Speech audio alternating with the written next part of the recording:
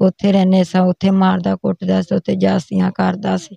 ਨਹੀਂ ਸੀ ਨਿਕਲਣ ਦਿੰਦਾ ਹੈਗਾ। ਜੇ ਕਿਸੇ ਅੱਗੇ ਨਾ ਲਵਾਂ ਦੀ ਨਾ ਲਵੇਂ ਤਾਂ ਤੈਨੂੰ ਮੈਂ ਮਾਰ ਦਿਆਂਗਾ, ਮੈਂ ਇੰਝ ਕਰ ਦਿਆਂ, ਮੈਂ ਕਤਲ ਕਰ ਦਿਆਂਗਾ ਤੇਰੇ ਮਾਂ ਬਾਪ ਨੂੰ, ਭੈਣਾਂ ਭਰਾਵਾਂ ਨੂੰ। ਇਸ ਤਰ੍ਹਾਂ ਦੇ ਡਰਾਵੇ ਦਿੰਦਾ ਸੀ ਤੇ ਮੈਂ ਧਮਕੀ ਥੱਲੇ ਆ ਗਈ ਸਾਂ। ਮੈਂ ਕਿਸੇ ਅੱਗੇ ਨਾਂ ਨਹੀਂ ਸਾਂ ਲੈਂਦੀ ਹੈਗੀ ਤੇ ਇਹਦਾ ਮਨ ਤੇ ਦਾ ਲਾ ਕੇ ਪਤਾ नहीं किवें मैं निकल आई है, किवें बच्चे लैके निकली है, किवें नहीं निकली मैं हैगी। घर से खाना छोड़ के भागी। मैंने कहा देखूं, मेरे दिल में खौफ था।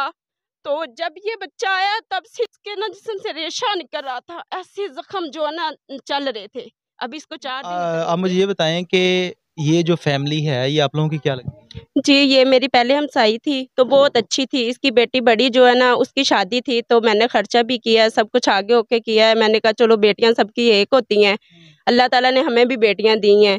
तो जब इसने शादी की है ना, हमने इसको रोका भी है कि गलत किया, किसी को इसने बताया नहीं है। तो इसने कर लिया, कोई बात नहीं। ये इसकी सास है पहली, ये मिलने के लिए जाते थे तो वो तशद्दुद करता था। इसने बोला है कि मैंने ना अपने घर में खुश हूँ तो मेरे पीछे ना आए। इसका वालिद भी गया है पीछे तो इसने यही कहा है कि मैं अपने घर में खुश हूँ। ये उनकी धमकी की वजह से वो बहुत तशद्दुद करता है, इतना हद से ज्यादा कि जुल्म किया। ये मैंने सब कुछ इसका बचाया है, इसके बच्चे की जान बचाई है और इसकी बचाई है। अभी वो ये सब डर के ये कह रहे हैं वो आपको कत्ल कर देगा, ये करेगा, वो करेगा। आज 4 दिन हो गए हैं मुझे थाने में भागते हुए। मैंने एप्लीकेशन दी है, मैंने सब कुछ किया है, कोई बंदा इसकी सपोर्ट में नहीं आ रहा। आप मुझे ये बताएं कि जब इन्होंने अपने पहले शोहर को छोड़कर शादी की थी वो दूसरे बंदे के साथ, वो शादी इन्होंने अपनी मर्जी से की है या कि कोई फैमिली वगैरह थी जिसने रजामंदी से करवाई? जो पहली शादी थी वो इसकी रजामंदी से हुई है, इसकी ताई के घर इसकी शादी हुई है। इसने नहीं छोड़ा, इसके मियाँ ने छोड़ा है। उसने दूसरी बीवी रखी हुई है, वो इसके सामने। ये कोठियों में काम करती थी तो वो जो रिश्ते करवाने वाला था ना उसने इसकी जान को शिकंजे में फंसाई है। वो जो इसका दूसरा शोहर है जिसने ये जुल्म किया है वो काम क्या करता है? वो कुछ भी नहीं करता, वो घर में बैठा रहता, बस वो यही काम करता है। पहली भी उसकी बीवी थी, जब उसने निकाह किया है तो तब वो कहता है मैंने छोड़ दिया है, मैं आपको ना डिवोर्स के कागज दूंगा। अभी तक उसने कुछ भी नहीं दिया। 1 लाख रुपया हक में लिखता है, मैंने कौन सा छोड़ना है, मैंने हक में लिखा है, मैं इसको बसाऊंगा। अब इसको कहता है ठीक है मैं तुम्हें मार दूंगा, तेरे घर वालों को मार दूंगा, तुमने किसी को बताया। इसलिए इसने इतना जुल्म सहा अपने बच्चे के। और इस पे भी इसके जिस्म मैंने देखा है इस तरह के काले काले निशान है। तोबा तोबा दुनिया करती है जब मैंने इसको बचाया है।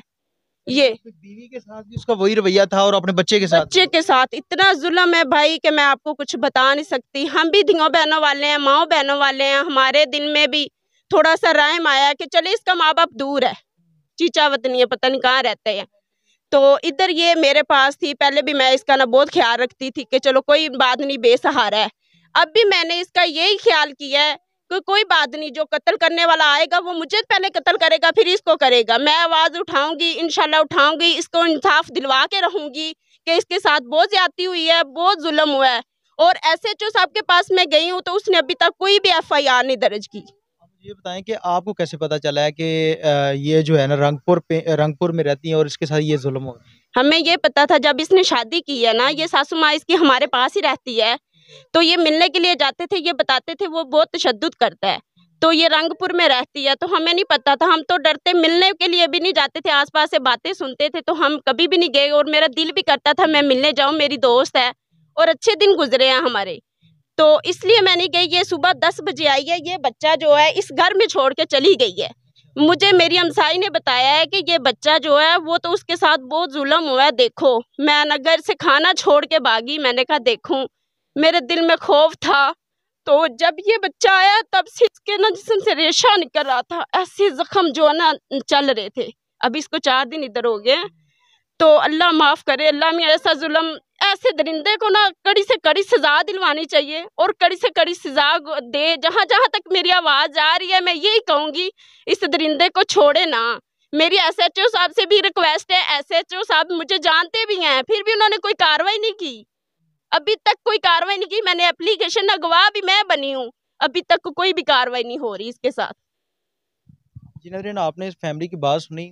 तकरीबन 2 से 2.5 साल हो गए हमें इस मीडिया के अंदर काम करते हुए। हमारी सोच में या मतलब हमारी नज़र में कोई ऐसा प्रोग्राम नहीं गुजरा कि इस तरह से हो कि बाप अपने बेटे के ऊपर इस तरह से जुल्म करता है, इस तरह से उसको काटा हुआ है जिस तरह से कुत्ता किसी इंसान को काट लेता है, कि उसके पूरे जिस्म के ऊपर कोई ऐसी जगह नहीं बची जहाँ पे उसने ना काटा हो, और जिस्म के अंदर पीप पड़ गई है, रेशा पड़ गया है। और ये लोग जब पुलिस के पास गए हैं तो पुलिस वाले इनकी बात सुनने को तैयार नहीं है, जबकि उनका काम बनता था कि इसके ऊपर एफआईआर करते। और कुछ लोग कहते हैं जी इश्तेहारी है, क्या इश्तेहारी के खिलाफ एफआईआर करनी मना है?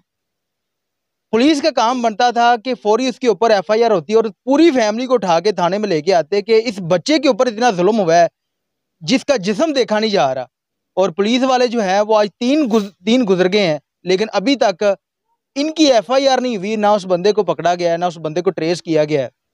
मेरी डीपीओ साहब से, आईजी साहब से स्पेशली गुजारिश है कि इस मामले के ऊपर नोटिस लेते हुए और फौरी उस बंदे को किसी भी तरीके से जिस जगह पे भी है फौरी ट्रेस करके उसको पकड़ा जाए। उस बंदे को इस तरह की सजा दी जाए कि किसी चौराहे के ऊपर खड़ा करके उसको गोली मारी जाए कि बाप अपने बेटों का मुहाफ़िज़ होता है। अगर उसने शादी की थी, अगर वो सतेला बाप भी था, तो पाकिस्तान की तारीख के अंदर कोई ये पहला केस नहीं है कि शादी की हो और जो बीवी के पहले बच्चे हैं उसको ना पहनाया जाए।